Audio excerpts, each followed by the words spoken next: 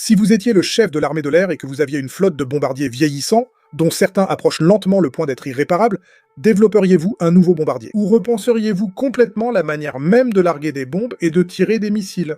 Eh bien, l'armée de l'air des États-Unis fait les deux, pendant que le B-21 Raider, en cours de développement par Northrop Grumman, subit ses derniers ajustements avant d'entrer en service. En tant que nouveau bombardier stratégique de l'USAF, l'armée de l'air a également trouvé comment effectuer des missions de bombardement à partir des avions de transport C-130 Hercule et C-17 Globemaster III. Au fait, juste une petite remarque, chaque fois que j'entends USAF, je ne pense pas à l'armée de l'air, je pense à United States as fuck.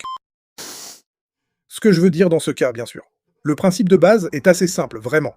Les avions de transport larguent régulièrement des fournitures, alors pourquoi ne pas simplement remplacer ces fournitures par des munitions et les déployer en plein vol? Cependant, le mettre en œuvre est bien plus complexe, ce qui explique qu'aucune tentative n'a été faite auparavant, bien que l'idée existe dans l'ingénierie depuis la guerre froide. Mais maintenant que c'est là, cela pourrait bien changer les plans d'approvisionnement et la façon dont nous concevons les opérations de bombardement pour toujours. Le concept de navires arsenal volant. En juin 1977, le président américain Jimmy Carter a annoncé que le programme B-1A serait annulé afin de réorienter les fonds vers d'autres technologies. Le plus gros problème du B-1A, du moins aux yeux de Carter, était le fait que le coût du programme avait dépassé 100 millions de dollars par avion, en incluant les coûts sur 20 ans de vie de chaque appareil. Comme alternative bon marché, Boeing a proposé à l'armée américaine un navire arsenal volant.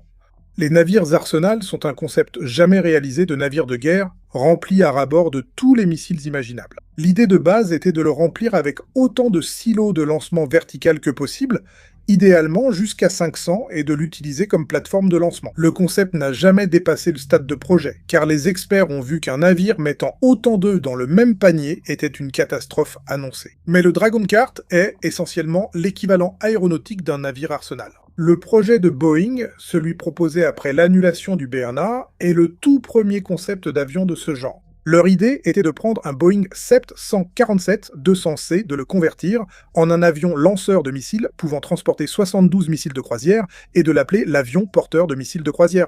Honnêtement, il aurait pu avoir un nom plus cool. Les sièges d'un 747 classique seraient enlevés et remplacés par 9 lanceurs rotatifs internes comme dans un avion cargo. Chacun de ces lanceurs transporterait 8 missiles de croisière, AGM-426 aéroportés, pour un total de 72 ALCM par avion. Cela représente un peu moins de 105 tonnes, soit 230, et 1000 livres de munitions. Les lanceurs rotatifs seraient chargés par une porte à nez articulée et verrouillée sur un rail interne en boucle. Une nouvelle porte serait installée à l'arrière, côté tribord du 747 pour permettre l'éjection des missiles, et une fois qu'un lanceur rotatif aurait éjecté tous ses ALCM, le rail interne le déplacerait simplement et pousserait un autre lanceur rotatif à sa place. Ce concept, tout comme les navires arsenal, n'a jamais été réalisé grâce à la relance du programme B-1B, mais son potentiel a été reconnu très tôt.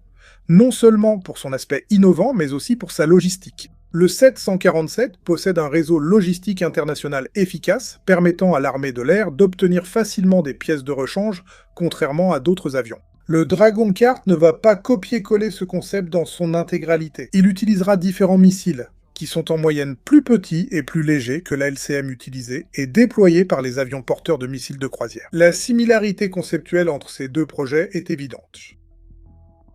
La création et la conception du Dragon Kart. Les États-Unis se retrouvent dans une situation difficile en ce qui concerne la domination militaire, car la Chine possède en nombre la plus grande force navale du monde, tandis que les États-Unis doivent actuellement faire face aux conséquences de décennies de mauvaise planification et de prise de décisions hasardeuses. Ironiquement, bien qu'ayant presque doublé son budget de construction navale en 20 ans, la marine n'a pas augmenté son nombre de navires. Le lancement de projets comme le Zumwalt a nécessité de négliger légèrement d'autres ressources et, cela a laissé certaines lacunes dans la marine.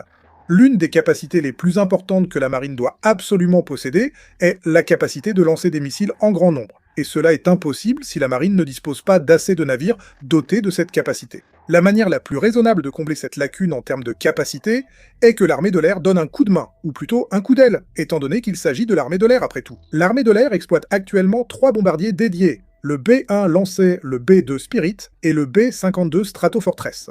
Les 3 bombardiers peuvent lancer des missiles, mais leur capacité respective est limitée par rapport au concept CMCA. Le B-1 peut transporter au maximum 12 missiles de différentes configurations, y compris la AGM-154 Joint Standoff Weapon, la AGM-158C Long Range, Anti-Ship Missile et son missile jumeau, le Joint Air-to-Surface Standoff Missile, ainsi que le AGM-100-83 Air-Launched Rapid Response Weapon. Le B-2 pourrait transporter 16 de ces missiles dans différentes configurations. En théorie, le B-52 Stratofortress ne devrait pas dépasser le B-1 de Lancer en capacité de charge, mais comme le Lancer transporte rarement sa charge maximale de missiles, le B-52 le surpasse en pratique. Avec son nouveau lanceur conventionnel, le B-52 peut emporter et larguer 24 bombes guidées de précision, faisant de lui le bombardier le plus performant de l'armée de l'air, du moins en termes d'impact. Le Dragon Cart pourrait vraisemblablement lancer plus du double de missiles, et compte tenu de tout ce qui a été dit sur la perte de suprématie des États-Unis, il n'est pas difficile de comprendre pourquoi tout le monde s'y intéresse autant. Ironiquement, le nom Dragon Cart est en réalité chinois. Au IVe siècle avant GC, quelqu'un sur le territoire de la Chine actuelle a mis au point une arbalète à tir multiple capable de lancer des traits de 3 mètres, soit près de 10 pieds sur l'ennemi à une distance sûre. Le concept moderne du Dragon Cart permettra à l'appareil de lancer de nombreux missiles guidés à une distance sûre, évitant ainsi aux pilotes d'être exposés aux tirs anti-aériens. Ceci est également connu sous le nom de distance hors de portée. Le C-130 Hercule et le C-17 Globemaster III sont les deux avions de transport dont l'emploi à cette fin est confirmé. Le Hercule est, bien sûr, le plus petit des deux, et il ne peut certainement pas égaler la capacité du Globemaster, c'est pourquoi la charge utile du Dragon Cart dépend fortement de l'avion auquel il est associé. Elle varie de 4 à 9 tonnes, soit de 8800 à 21 800 livres par module unique de Dragon Cart. Pour être clair, un seul module de Dragon Cart qui se présente sous la forme d'une palette mesure 17 pieds, soit 5,2 mètres de long, et 8,4 pieds, soit 2,6 mètres de large, quel que soit le nombre de tubes de lancement qu'il possède. L'Hercule transportera aussi de plus petits modules à 6 tubes, tandis que le C-17 emportera ceux à 9 tubes.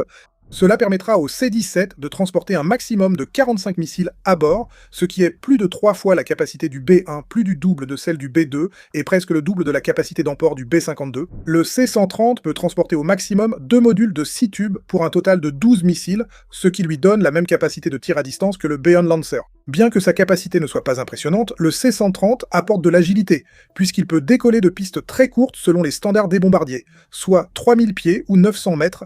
Le Hercule n'a même pas besoin d'une vraie piste. Il peut décoller depuis toute portion dégagée et assez droite de surface aménagée.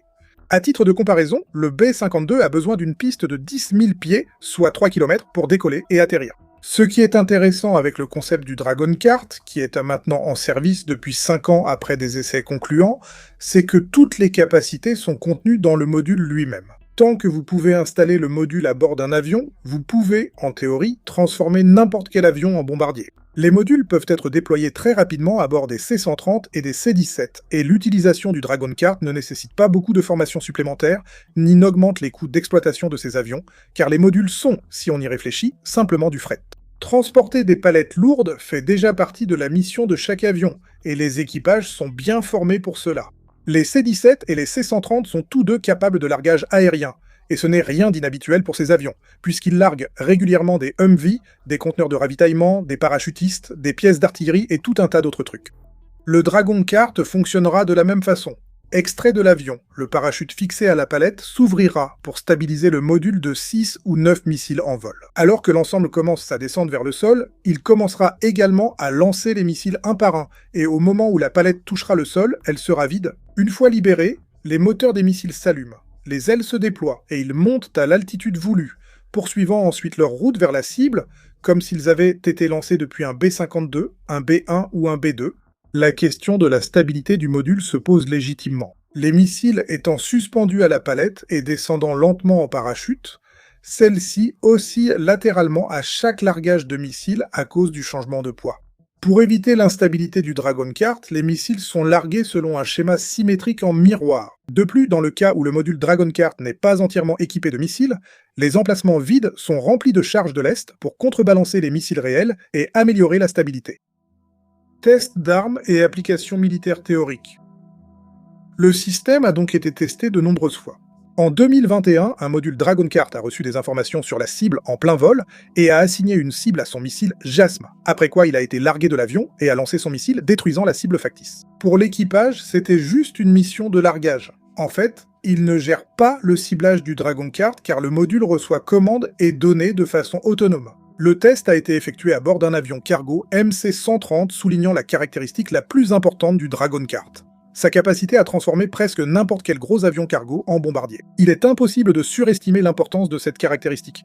Théoriquement, si un avion cargo peut larguer des palettes par une rampe arrière, il peut devenir un bombardier improvisé capable de frappes à distance. C'est une capacité absolument incroyable à avoir dans son arsenal, car elle améliore la flexibilité de l'US Air Force, mais c'est aussi un moyen assez simple d'armer des alliés disposant de plus petites forces aériennes. Beaucoup de pays ne possèdent pas de bombardiers dédiés, car ils n'en ont tout simplement pas besoin, mais ils disposent d'avions de transport qui peuvent être transformés en bombardiers avec seulement un module Dragon Kart. Le Dragon Kart peut aussi submerger les défenses aériennes ennemies, ce qui constitue sa deuxième grande caractéristique. En théorie, si vous étiez prêt à dépenser environ 430 millions de dollars pour détruire l'ennemi, vous pourriez lancer 135 missiles longue portée depuis une distance sûre avec seulement 3 avions de transport Globemaster 3. Cela peut sembler être quelque chose que vous ne feriez que si vous vouliez vraiment tuer quelqu'un, mais c'est une stratégie valable car l'essaimage est le moyen le plus simple de submerger les systèmes de défense aérienne modernes. Du point de vue des États-Unis, les systèmes pris en compte dans cette expérience hypothétique devraient être le S-400 et le S-300. Deux systèmes de défense aérienne russes peinent face aux attaques massives de missiles à basse altitude. Un missile volant à basse altitude échappe plus longtemps à un S-400 qu'un missile volant à haute altitude, grâce à la courbure terrestre et au relief local.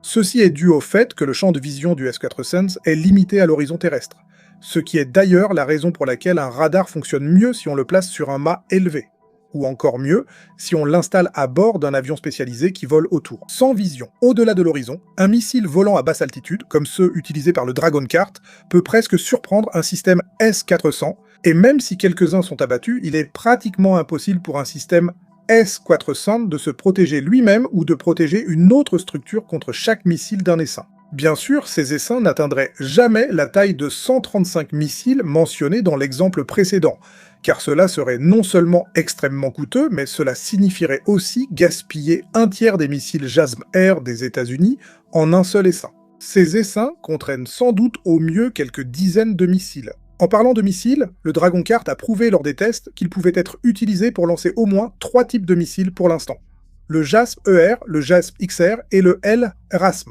Le JASM-ER et le JASM-XR appartiennent tous deux à la famille AGM-158 JASM. JASM signifie missile interarmé d'attaque air-sol à distance de sécurité, et c'est une arme à longue portée équipée d'une ogive perforante de 1000 livres du genre que l'on utilise pour raser un complexe de bâtiments. Ils ont été utilisés pour la première fois en 2018 pendant la guerre civile syrienne pour détruire le centre de recherche de Barza qui aurait fabriqué des armes chimiques, et 17 missiles l'ont complètement détruit. Le JASSM-ER est une amélioration de l'original.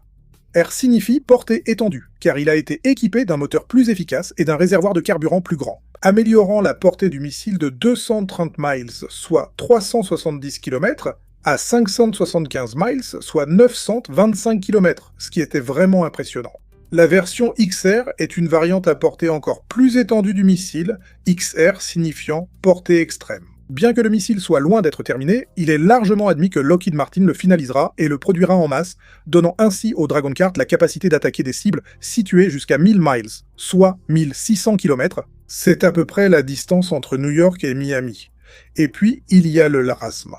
Également membre de la famille AGM-158, il s'agit du missile anti-navire à longue portée conçu spécifiquement pour couler, des navires. Choquant, nous le savons. Le missile est capable de ciblage autonome, ce qui le rend bien plus dangereux que les anciens modèles anti-navires. Bien que le Dragon Kart soit, pour l'instant, prévu pour être utilisé uniquement avec la famille de missiles AGM-158, le plan à long terme est d'y inclure à l'avenir des bombes JDAM, des mines marines et des drones. Les bombes JDAM sont particulièrement intéressantes, car le kit Joint Direct Attack Munition permet de transformer presque toute bombe non guidée en bombe de précision. Le problème, c'est que toutes ces bombes différentes existent en plusieurs tailles, et le Dragon Kart est actuellement conçu pour une famille de missiles de taille très spécifique, donc l'ajout de l'option JDAM va nécessiter pas mal de modifications. Le type spécifique de kit JDAM destiné à être utilisé avec le Dragon Kart est, bien sûr, la variante à portée étendue. Ce kit d'aile qui ne coûtait que 10 000 $ lors de son lancement, est un prix plutôt bas pour un outil qui transforme votre bombe en missile. Il étend aussi la portée d'un jet d'âme à 80 km, 50 miles. Si elles étaient jamais utilisées à bord d'un Dragon Cart, les bombes jet d'âme nécessiteraient que le C-17 ou le C-130 s'approchent beaucoup plus près des défenses ennemies que ce qu'il faudrait faire avec n'importe quel missile de la famille AGM-158. Un autre type de missile que le Dragon Cart sera capable de lancer est en fait un missile sans ogive, un leurre. Le leurre miniature lancé depuis les airs ADM-160 est quelque chose sur lequel les ingénieurs à l'origine du Dragon Cart travaillent actuellement en collaboration avec Raytheon. Le leurre n'est pas qu'un missile consommable pouvant encaisser un coup destiné à un avion ou à la palette Dragon Cart. Il peut aussi être équipé de brouilleurs qui retardent ou empêchent les radars ennemis et systèmes anti-aériens de détecter les missiles entrants. Lancer ce missile avec d'autres pourrait assez augmenter leur furtivité pour qu'ils restent indétectables.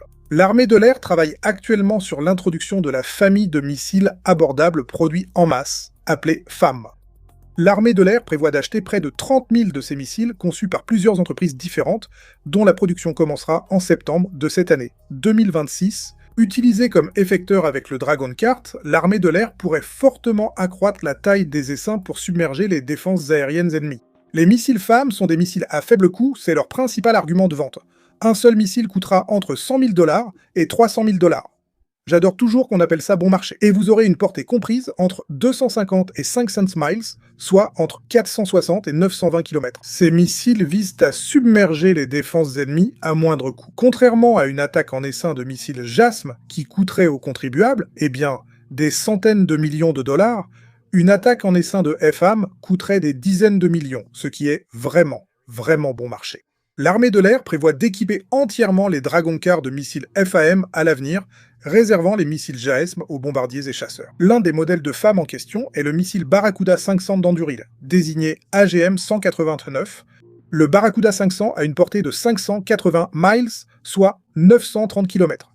Il coûte 216 000 $, et Anduril peut en produire au moins 1000 par an. Combiné au Dragon Cart, cela renforcerait les capacités de bombardement de l'armée de l'air. L'inconvénient de ces missiles est leur puissance destructrice, ou plutôt leur manque de puissance par rapport aux missiles JASM. La tête explosive du Barracuda ne pèse pas plus de 100 livres, tandis que celle du JASM pèse 10 fois plus. Cependant, le prix unitaire et la possibilité de créer des essaims plus grands à moindre coût offrent à l'armée de l'air plus de liberté dans l'utilisation du Dragon Cart. Le Dragon Cart devrait entrer en service en 2027 et en plus d'élargir la capacité de bombardement de l'USAF, il apporte également une solution logistique pour le service de maintenance surchargé. Tout d'abord, en confiant certaines missions de bombardement à des avions de transport, l'armée de l'air réduit le nombre d'heures de vol de ses bombardiers dédiés, ce qui diminue également le nombre d'heures de maintenance effectuées et donne un peu de marge au budget de maintenance.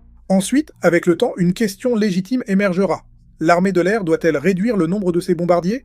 Si l'on y réfléchit de manière rationnelle, si l'armée de l'air possède la capacité de transformer pratiquement n'importe quel avion de transport en bombardier, elle pourrait vouloir libérer des ressources en retirant certains, mais pas tous, de ses bombardiers dédiés. Maintenant que ce génie particulier est sorti de sa bouteille, il y a aussi la question des implications à long terme de cette technologie et de la façon dont elle affectera la stratégie nucléaire. George M. Moore, scientifique au centre James Martin pour les études sur la non-prolifération, affirme que le Dragon Cart et le développement inévitable de systèmes similaires à l'avenir pourraient influencer l'équilibre militaire conventionnel et la régulation des armes nucléaires. Selon Moore, puisque les avions cargo ont une plus grande portée que beaucoup des avions d'attaque actuels des États adverses, le Dragon Cart pourrait considérablement élargir l'enveloppe de menaces posée par un État hostile. Si la technologie inclut l'option nucléaire, possible car certains missiles de croisière compatibles avec le Dragon Cart peuvent emporter des ogives nucléaires, cela compliquerait la question nucléaire. Le problème est qu'on pourrait théoriquement utiliser le Dragon Cart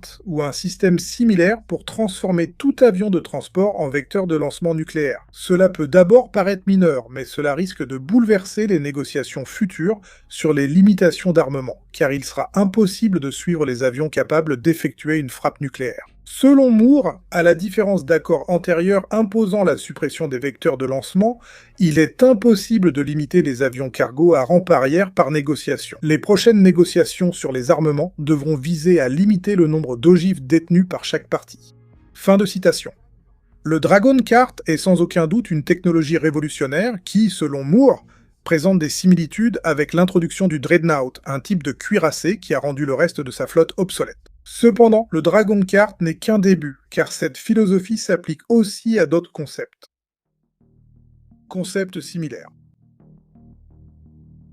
Un concept très similaire est actuellement en cours de réalisation de l'autre côté de l'Atlantique, alors qu'Airbus développe une variante de type vaisseau-mère de son avion de transport A400M. Les versions de frappe à distance de l'avion de transport utilisé par 7 pays européens et 3 pays asiatiques seraient capables de lancer jusqu'à 12 missiles de croisière de classe Taurus qui sont comparables aux missiles JAS. Ou ils pourraient lancer, vous l'avez deviné, des drones. En effet, il pourrait en lancer jusqu'à 50. Airbus y est parvenu grâce à une conception palettisée similaire au Dragon Kart. La soute à cargaison existante de l'A400M est certifiée pour une charge utile maximale de 37 tonnes, mais celle-ci sera portée à 40 tonnes, soit 88 000 livres, afin de permettre à l'appareil de transporter une charge de 12 missiles, ce qui l'aligne avec l'Hercule en termes de capacité de charge utile. Aucune modification n'est nécessaire pour les systèmes de manutention interne, ni pour les dimensions des palettes 463 L standard. En opération, l'appareil ouvrira la rampe et déploiera le parachute de la palette, qui la tirera hors de la soute et initiera une descente contrôlée. Comme le Dragon Kart, dès que la palette est stabilisée, les missiles sont largués en vol l'un après l'autre, puis se dirigent individuellement vers leur cible. Le principe est très similaire pour les drones. En 2022, Airbus a largué un drone DoD D-25 modifié depuis la rampe de chargement d'un A400M allemand. Les moteurs du drone se sont allumés en vol, puis, après avoir été pilotés pendant un certain temps depuis le cockpit, les commandes ont été transférées à un opérateur au sol. Avec ce test, Airbus a montré que l'A400M peut lancer des drones comme il pourra bientôt lancer des missiles, et qu'une palette peut contenir jusqu'à 50 drones moyens. Si ce sont des drones à usage unique non récupérable, le vaisseau-mère A400M pourrait saturer les défenses ennemies avec de nombreux drones. Comme l'Hercule, l'A400M peut décoller de pistes non goudronnées et courtes, permettant d'approcher les drones de la cible par rapport au lancement au sol, améliorant ainsi leur endurance. Ce concept n'est pas nouveau. Les MQ-9 Reaper peuvent transporter des drones Switchblade. Les ingénieurs du Dragon Kart s'y intéressent certainement, et la Chine travaille sur un vaisseau-mère de drones massifs appelé Zhoutian. Cependant, l'Airbus A400M est très proche de devenir une réalité, et il devrait probablement prendre son envol et démontrer ses capacités en 2029. La DARPA et Dynetics développent aussi un concept similaire.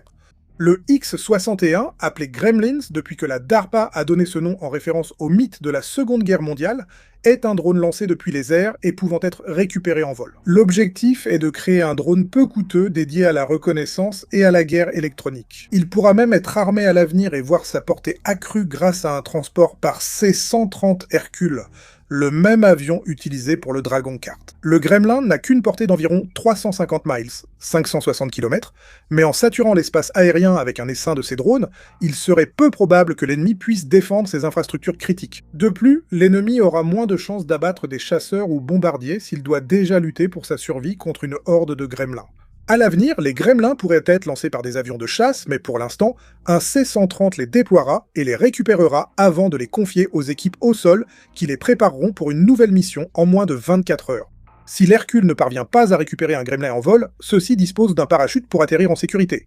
Il y a déjà eu au moins un essai confirmé au cours duquel un C-130 a récupéré avec succès un gremlin. Le sujet n'a pas beaucoup été évoqué depuis 2021, mais le programme est toujours actif. C'est un signe clair que les États-Unis cherchent activement à élargir la liste des rôles assurés par leurs avions de transport afin de mieux les utiliser et aussi de prolonger la durée de vie des bombardiers dédiés. Un dernier exemple qui mérite d'être mentionné est le Common Multi-Mission Truck de Lockheed Martin, également connu sous le nom de Comet. Le Comet est une vaste famille de drones en forme de missiles capables de remplir diverses missions, le point clé du concept étant la variété des méthodes de lancement. Les comètes peuvent être lancés depuis des chasseurs comme le F-16, l'hélicoptère Black Hawk, les systèmes HIMARS et bien sûr un C-130 Hercule grâce à un système palettisé. Le vice-président de la stratégie et des exigences, armement aérien et capteur chez Lockheed Martin, Mike Rothstein, a déclaré qu'un système comète palettisé peut contenir jusqu'à 25 comètes. À titre de comparaison, une seule palette de C-130 ne peut contenir que 6 missiles GASSM, tandis qu'une palette Dragon Kart de C-17 peut en contenir 9. Lockheed Martin a en fait utilisé la dernière version du Dragon Kart pour effectuer un test de largage avec les comètes. Et à l'heure actuelle, le système sera très certainement palettisé et utilisé d'une manière similaire au Dragon Kart. En fait, la famille Comet sera assez bon marché, et Lockheed Martin prévoit non seulement d'appliquer la technologie Dragon Kart existante qu'ils ont développée, mais ils espèrent également produire en masse les Comet pour remplir ces palettes. Des palettes similaires sont utilisées pour le déploiement par hélicoptère, et en 2025, Lockheed Martin a réussi à déployer 2 Comet, l'un depuis un Bell 1H via une palette, et l'autre depuis un Piper PA-31 via un pylône d'armement. Il reste du travail pour l'installer sur le C-130 et le Black Hawk, mais il s'en rapproche clairement. Au bout du compte, il devient assez clair que l'US Air Force cherche activement un moyen de redistribuer ses ressources et de les utiliser de manière plus efficace. Utiliser des avions de transport pour larguer des bombes n'est pas révolutionnaire, mais lancer massivement des missiles guidés à distance de sécurité l'est vraiment. Un système Dragon Kart et similaires renforceront le bombardement de l'armée de l'air en augmentant sa flotte opérationnelle de frappe et influenceront aussi l'achat de nouveaux avions. Si les C-17 et C-130 peuvent partiellement remplacer les bombardiers B-1 et B-2, il devient pertinent de discuter du retrait d'une partie de la flotte restante. Cela s'appliquera également aux projets futurs, car chaque fois qu'un nouveau projet de bombardier sera proposé, les 2 premières questions que tout le monde se posera seront: l'efficacité pratique de ce nouveau bombardier serait-elle nettement supérieure à celle du Dragon Kart? Et est-ce vraiment tellement meilleur que cela justifie le prix? Avec cela en tête, nous pourrions entrer dans une nouvelle ère qui dépense avec prudence et mise sur une meilleure utilisation des ressources existantes plutôt que sur la création de nouveaux modèles par principe. Merci d'avoir regardé.